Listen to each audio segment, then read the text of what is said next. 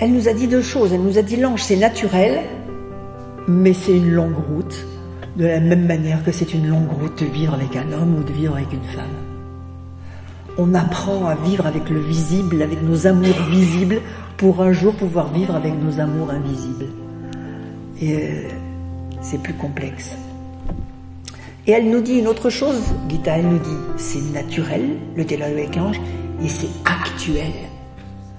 Moi, j'ai mis du temps à comprendre ce que ça voulait dire actuel. Pourquoi actuel? Pourquoi maintenant plus que... Et si on se penche sur l'actualité, les grèves et les grandes manifestations pour le climat, allez, la protection de la Terre et les dérèglements climatiques. Là aussi, mon Dieu, quelle belle pureté que nous avons tous pour avoir ce désir d'aller défendre cette terre. Mais nous la défendons de l'extérieur. Nous cherchons à la protéger de l'extérieur. Comment voulez-vous que nous soyons respectueux de la terre, que nous l'aimions, si nous ne sommes pas respectueux de nous-mêmes et si nous ne nous aimons pas? C'est impossible.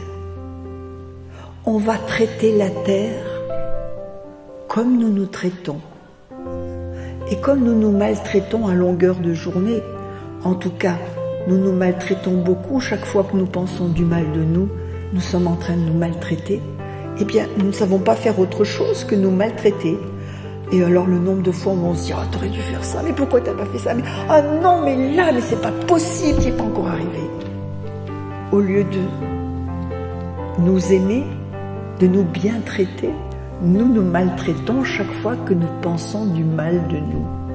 Ou il faut rentrer dans notre monde intérieur et le visiter un peu pour se rendre compte que c'est à longueur de journée qu'on pense du mal de nous. Et après, on pense du mal des autres. Parce que c'est de leur faute si on ne va pas bien. Et voilà, ce monde intérieur de quelqu'un qui n'a pas appris à se connaître et à s'aimer, c'est obligé qu'il soit en désespérance de ne pas être parfait. Alors comment voulez-vous que quelqu'un qui se maltraite il n'a pas de repère pour bien traiter la terre. Il va traiter les autres et la terre comme il se traite lui-même. Il est d'actualité l'ange parce que c'est lui qui nous apprend à bien nous traiter. C'est lui qui nous apprend que derrière chacun de nos défauts, il y a une qualité. Que derrière chacune des petitesses, des misères que nous contenons chacun, notre part d'ombre, allez, derrière toutes nos parts d'ombre qu'on s'évertue à cacher, si on est transparent, il y a une part de lumière.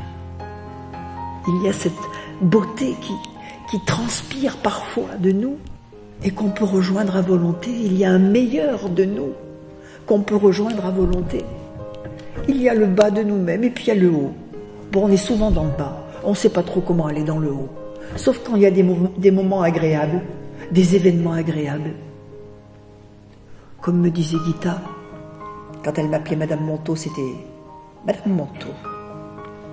Donc, pourquoi êtes-vous heureuse quand les événements vont bien? Alors, quand elle me vous voyait, et Madame Monteau, ça c'était la remontrance. Alors, comment se fait-il que vous êtes heureuse quand les événements vont bien et que vous êtes malheureuse quand les événements ne se passent pas comme vous voudriez? Je ne sais pas, quand même, c'est normal ça. Elle dit, parce que vous pensez que parfois Dieu vous aime et que parfois il ne vous aime pas. Alors voilà le rendez-vous que nous avons avec cette terre qui souffre, mais comme nous souffrons, et qu'il y a une logique, une route. D'abord s'aimer soi-même, alors on aimera nos proches, alors on aimera la terre. On ne peut pas aimer la terre si on n'aime pas le premier concerné, c'est nous. On vit avec nous à longueur de journée, sous le même toit, et on est des ennemis. Vous comprenez que problème des gilets jaunes, le problème de tout ce qui se passe dans l'actualité, il est ça. L'homme cherche quelque chose, un truc à l'extérieur.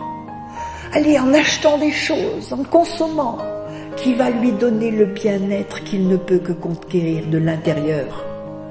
C'est le fait de vivre bien avec soi-même qui nous permettra de vivre bien avec les autres et avec la terre.